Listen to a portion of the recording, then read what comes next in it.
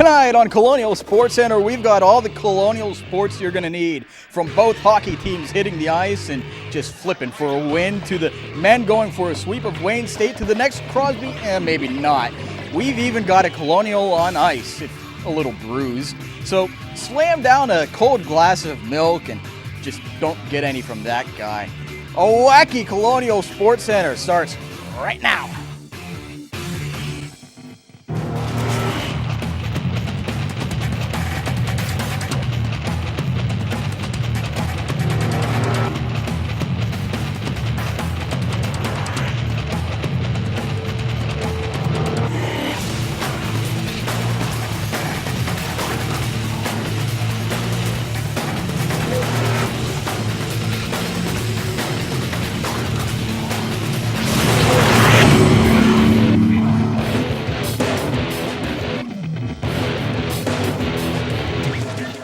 Greetings and salutations. Welcome to Colonial Sports Center alongside Kelly Burke. I'm Andrew Chiappesi. In honor of the NFL playing in London this past week, we're passing up American football to talk about football.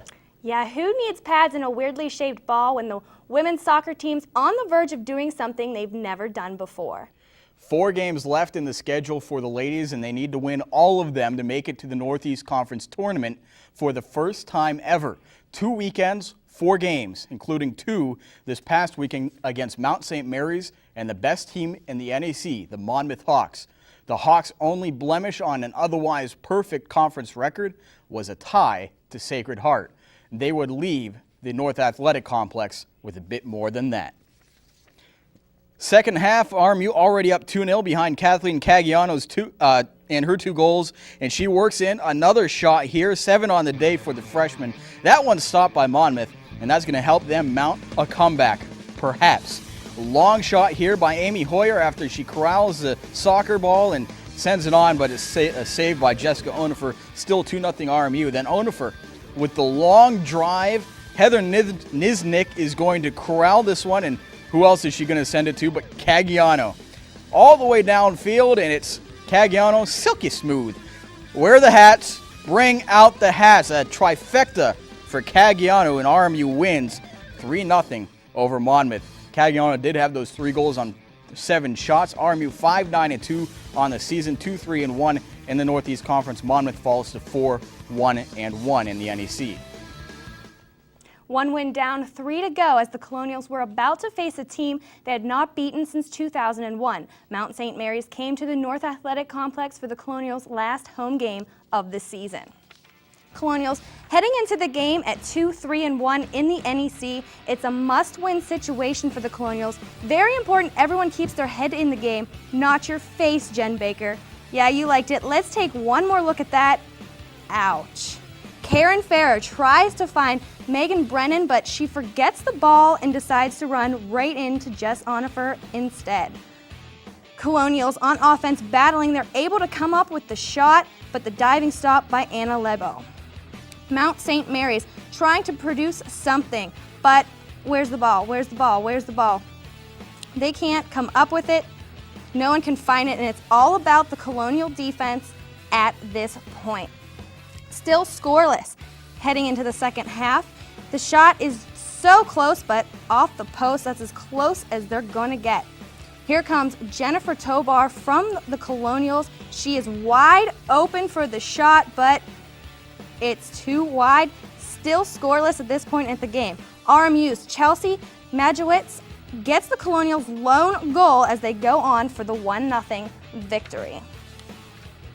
Here's a look at some of the stats. Anna Lebo got 6 saves, but she got the loss for Mount St. Mary's.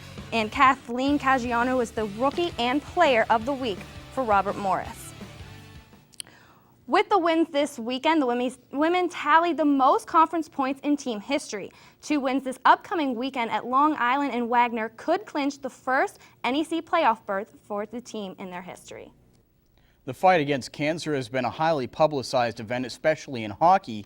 The NHL takes October, also known as Breast Cancer Awareness Month, to utilize their Hockey Fights Cancer program. The Lady Colonials started the Skate for the Cure last year, and this year brought in St. Cloud State for the 2 games surrounding the event. The Lady Colonials, conscious of the event but more immediately concerned with stopping the Lady Huskies on the ice. First period, no score. Sarah O'Malley is going to change that wrist one past Kendall Newell. 1-0 RMU early on. St. Cloud, though, looking for a chance to respond. It's Holly Roberts here with a nice move against RMU. Defense leaves it for Caitlin Hogan, but she can't hit the net. Huskies again, and it's Lemieux? No, not that one. Mary McHale is her name, and her shot trickles past Brienne McLaughlin, a 1-1 tie. Now more Huskies. This time it's Megan McCarthy coming down the far wing, and it's a nice shot. Laura Fast takes a rebound from the point and eventually can't get it in. We are tied after one. Second period, it's all going to collapse eventually here for RMU. On the point, Felicia Nelson's going to step up, trail the play the entire time after Hogan makes a steal. Hogan drops it back. Nelson puts it in the back of the net, picks up the garbage. 2-1 Huskies. And then in the third, once again, it's the Huskies, and this time it's Megan Pizon on the give and go down low.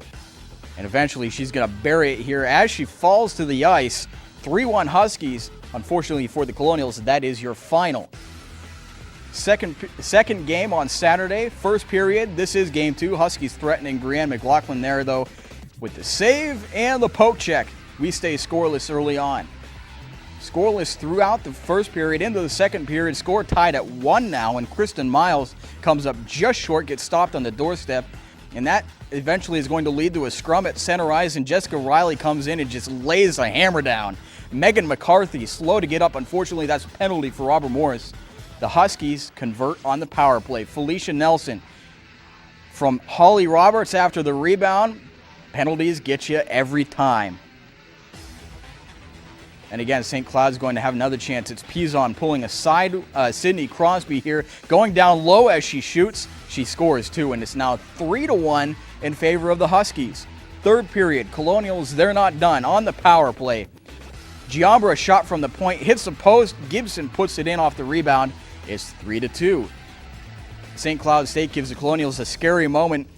Their lead in jeopardy after a giveaway, but McLaughlin snags the puck after a bit of a hot potato juggling act in front, gives RMU a chance. They do tie it up, send it to overtime. McLaughlin, after a scrum in the quarter, makes the save, and we've got more action in front. Some things get rough, fists fly, refs fall down. So where are you going for dinner? How's the family? That's good. Score stays tied at 3, and that is your final score. You know, it's only our second year of having the Skate for the Cure. I think the more recognition and the more things we can surround with the publicity of what we're doing, I think it'll continue to build steam, and it'll be a huge success in years to come. But just like anything, you got to kind of start from somewhere. Don't go anywhere, because when we come back, we're looking at more ice time. So stick around. More hockey, more Colonial Sports Center just around the corner.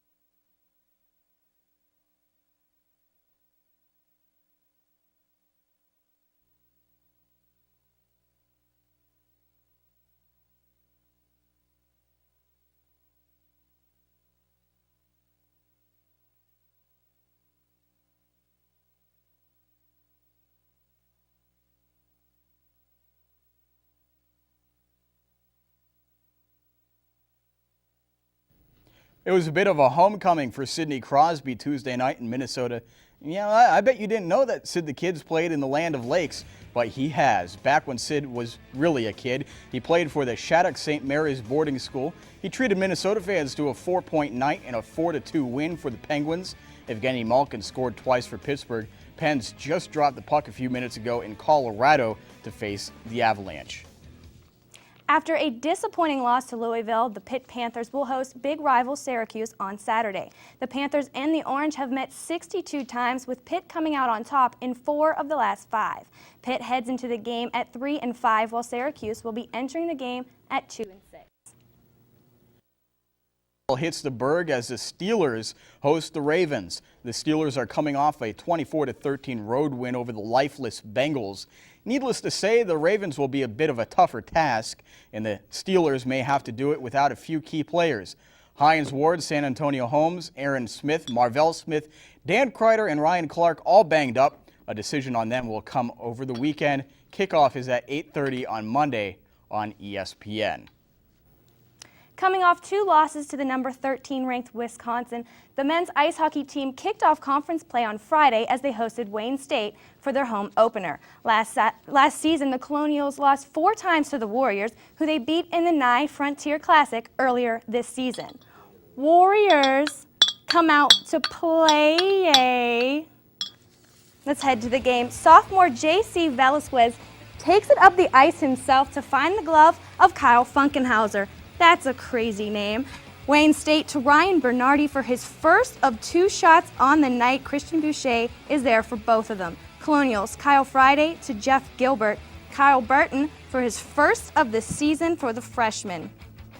Second period, Dave Bogoslawski, he's just too slow. To Obermeyer, finds Chris Margot, but the defense was there. Sean Bergstresser finds Margot again, who finds Ryan Crothers, who sets up Jake Sparks for his first goal of the season. 2-0 Colonials at this point. Ryan Crothers again teams up with Jason Towsley for Towsley's 4th and a 3-0 Colonial lead.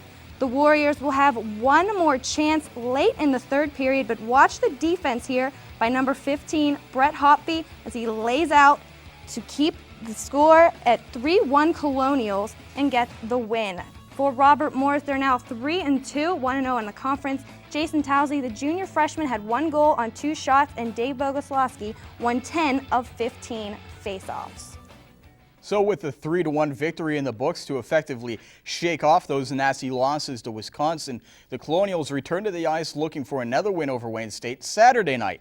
The Colonials looking for their 3rd straight win over the Warriors and improved to 4-2 on the season. Christian Boucher in net. A lot of time for the senior early on this year. He'd have another good one. First period on the power play, the sniper, Ryan Crothers, with the booming slapper 1-0 RMU early on. Still 1-0 here in the second. Wayne State is going to start a rush from deep in their own zone, bring it up ice, and eventually going to send a shot on to Christian Boucher. Boucher stands tall, sticks jamming him everywhere, but the puck stays under him. And again, the Warriors with another rush. Again, Boucher with the stop. Wayne State would get a goal later on in the period. We are tied at 1 heading into the final frame. Again, on the power play, it's Kyle Friday from Margot and Kaufman. It's 2-1 RMU, if you could see it through the digital noise there. More power play goodness here later on in the period. It's going to be Chris Margot deflecting a Kyle Friday shot from the point. It goes in the back of the net. 3-1 is your score. 3-1 is your final score. Final stats. Take a look at him. Chris Margot, the junior forward, a goal and 2 assists. And Boucher, his performance over the weekend gives him the CHA Defensive Player of the Week. Well, we start out 2-0 in CHA play, and we put some distance between us and at least one team. And it's time to, now we got to go and beat some other teams. And you can't give up points at home. And we went out and we didn't play great first 2 periods on Saturday night, but we went out and got it done in the 3rd period and got 4 points this weekend. Niagara's a great team on the road, and we always struggle against them. So up 4 points on them is a big deal. It's huge. I mean, our coach said early on in the season that he wanted us to be, after 6 games, be 4-2, and that's what we did. So we're rolling, and we feel pretty good right now. As you heard from Christian Boucher, the Colonials are now at 4-2 on the season. The Colonials have never started the season 2-0 in CHA play. After having this weekend off, they will host Niagara Purple Eagles at the Clearview Arena on November 9th and 10th before the Pittsburgh College Hockey Showcase on November 16th at the Mellon Arena against Ohio State, who is currently ranked 12th. With all the focus on the quarterback situation with the Colonials football team, it's easy to miss some of the bright spots. Miles Russ topped 100 yards for the first time 2 weeks ago against Duquesne. Nick Schertzinger has had an impressive freshman season at punter. And Chad Wengert, second in the NAC in tackles, had a tour de force performance against Duquesne. Wengert, Jordan Howard, and Adam Lawrence leading the dark side, the defense, this season. We caught up with Chad and center John Stallner after practice on Tuesday to preview this week's game versus Albany. Well, this is a tough game. I mean, they're very physical, and if you don't play physical with this team, you get beat up, But I think we can handle it. I think we're a physical football team. We just got to go up there and smack them in the mouth first before they get us. When they come out and they come out with a lot of formations, and they formation you to death. Different type of formations they want you to get you that you're out of line, and be able to be successful like that. And we just got to make sure that we're smart on the defense side of the ball, and we just come out and play good football.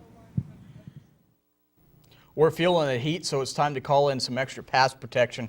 Our resident offensive lineman, Bill Romango, here to offer us some insight into this grudge match with Albany. Bill, welcome. AJ, it's a pleasure to be here, as always. Bill, we'll start off with a bit of an injury report. Mario Hines will be back in the lineup. Guys had a week to get healthy. What does this bye week do for those bumps and bruises, especially late in the season, especially for a smaller guy like Hines?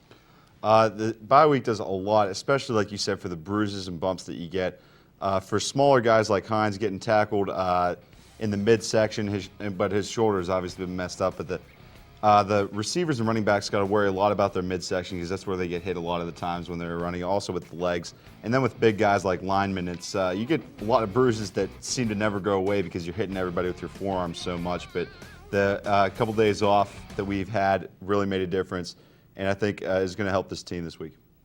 It seemed like the offense got in gear a little bit in the second half versus Duquesne. And really it was Eric Solinsky and Miles Russ sort of leading the charge. How did things go down in the offensive huddle? Basically, we knew what we had to do to go out there and try and get a victory against Duquesne. A lot of things that we were doing in the first half were working. We just couldn't make that final breakthrough into the end zone. But then finally we were able to get some yards, get things going. Miles had a great performance. And Eric really played well, had a lot of time to make his reads, and the offensive line had a lot to do with that. Moving on to the defense, Chad Wengert had a phenomenal game. And are the linebackers really leading this defense, especially with another vet like James Kazel hurt? Yeah, I believe the linebackers are really helping out. Chad Wengert is just doing a phenomenal job. Another guy that's overlooked is Adam Lawrence. He's the youngest of the three linebackers, but he's doing really well. And then, of course, Jordan Howard in the middle, anchoring down everything. He's basically taking over calling the plays on defense for the secondary as well as for the linebackers. He's doing a great job of that. And the linebackers have really carried this team, put the team on their shoulders, and obviously it shows with the amount of tackles that they've had. All right, and it seemed like on the offensive side of the football, again, it started with the offensive line. John Stallner said you guys finally really gelled. How's the O-line look for this week? The O-line is looking good for this week. We got a lot of players that are dealing with some injuries, but the bye week has helped. Guys are coming back, they're healthy, they're ready to go. And I think this is going to be a great week for the Robert Morris Colonials. All right, finally, all the focus is on Albany's defense this week, but the RMU defense will be very crucial as well. What does the defense need to do to focus on the Great Danes?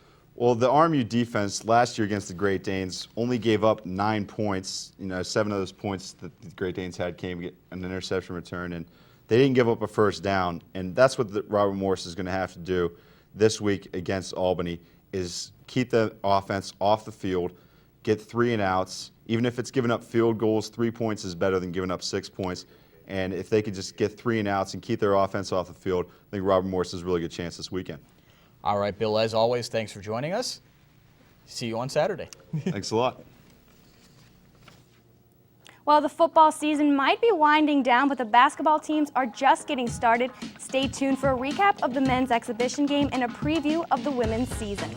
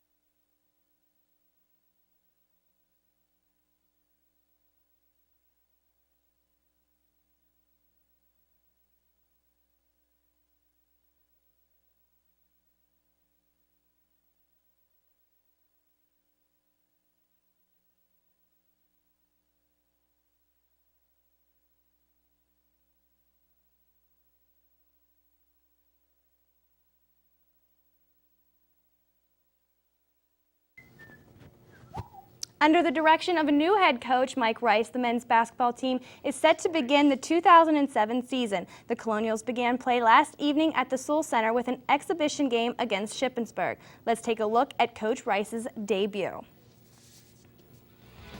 Shippensburg with the ball first and let the bodies hit the floor. 1, 2, and 3. Mezi Nwigwe comes up with the ball and the jumper. Tony Lee on defense, and he gets tired of waiting, so turnover, Shippensburg. Get excited, Colonial Crazies. Tony Lee again on defense, and he forces another turnover, and it's good for 2. Second half, the Colonials will find A.J. Jackson, and he finds the easy basket, 2 for Jackson. Shippensburg will try once again and again. It's another turnover. Will Royal will come up with the dunk for the Colonials. Tony Lee again on offense this time. He finds Jimmy Langhurst, and Jimmy's shot is good for 3. Tony Lee on defense once more, and he comes up big with another steal on the night, and it's good for another layup from Tony Lee. The Colonials will look for Jimmy Langhurst once again. He's wide open on the other side. Easy shot for him. 2 more, and Jeremy Chappelle will come up with the breakaway, and it's another Chappelle show. Jeremy gets the layup, should have shot it left-handed. Will Royal working a little harder for his 2, but the Colonials go on to win 74-52 in their first exhibition game this season.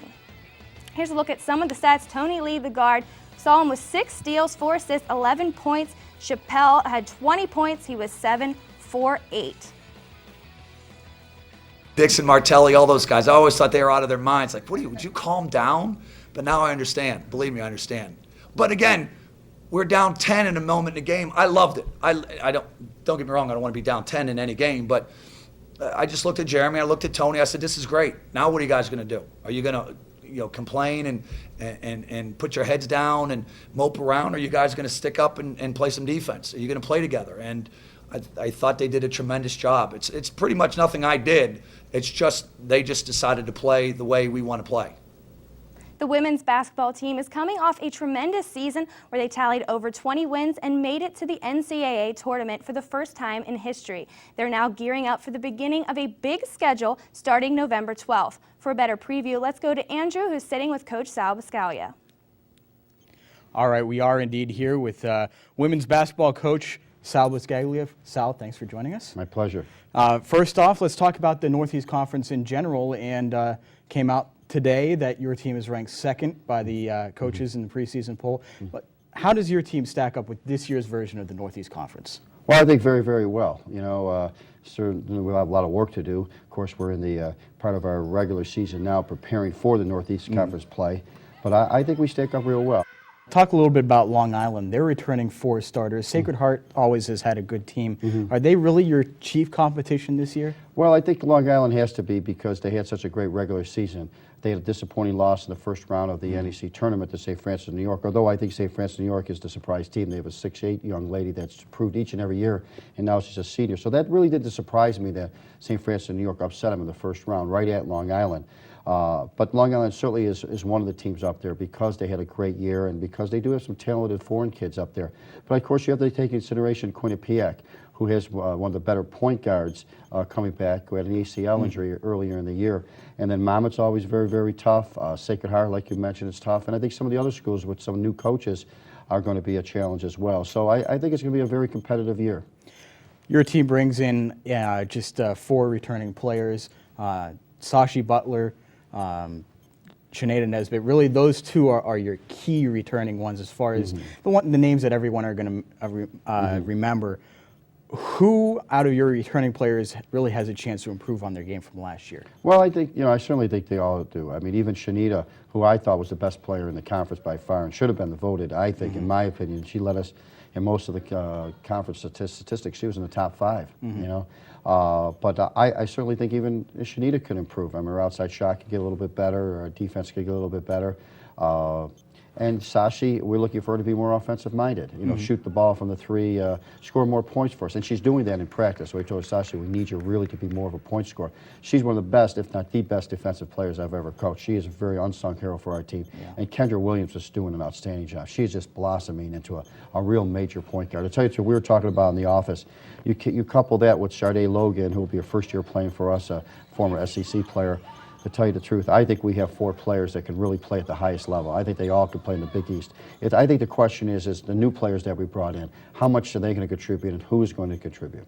Well, you led us perfectly into our next question. You brought in quite a few new players this year.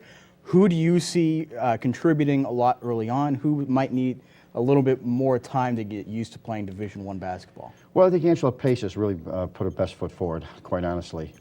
She's a very good defensive player. She really knows the game. She runs the floor real well. She's very athletic. She needs to prove a little bit on her outside shot, but I think really she can be a mainstay for us. And so I'm looking forward to her this entire season. And of course, I think some of the other ones, I think it's really, really competitive right now. You know, I don't know if anybody really has risen to the level now where I can say, well, this is our starting 5. This kid's the first one coming off the bench. I think right now it's extremely competitive among the remaining ones, and I couldn't really give you an answer. I think the answer will come probably in 3-4 weeks after we play a few games. All right, final question. We've got about 20 seconds. Just talk about the schedule and what you want to do to try and bring in not only top teams, but some more fans to the games as well. Yeah, we need more fans at our games. We've won now for 4 years now, and we really need the support, and hopefully it's getting better and better. Hopefully we'll be the best this year. But playing, opening up University of Florida, the Gators, going to Nebraska, going and playing Missouri in the Florida Atlantic Tournament, going to Tulane, who's picked in the Conference USA. I mean, our schedule goes on and on with tough competition. So I don't think anyone in the history of Robert Morris has had this type of schedule. Well, Coach, thanks for joining us. Best of luck. Season opens November 15th, so make sure that you check out the women's basketball team this year. Again, Coach, thanks for joining us. Back to Kelly at the desk.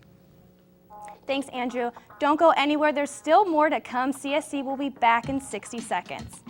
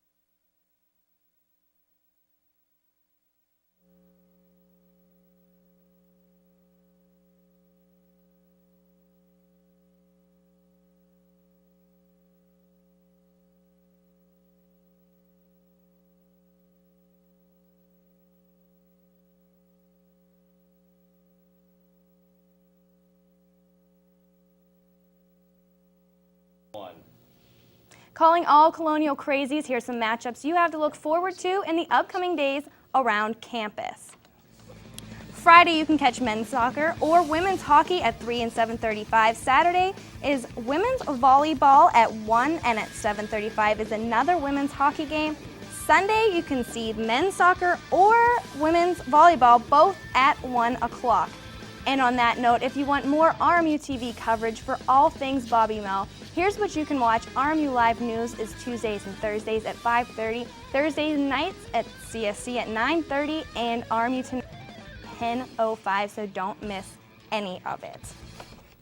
We are out of time. We are wearing funny hats because it is our director's birthday. Happy birthday to Dan Yost. Happy birthday, Dan. We even have cake. Cake. We're out of time. We are out of time. There's the cake. Yeah. I don't need any more cake. We're out of time, though. For Kelly Burke, Bill Romango, and everyone here at Colonial Sports Center, good night. Celebrate.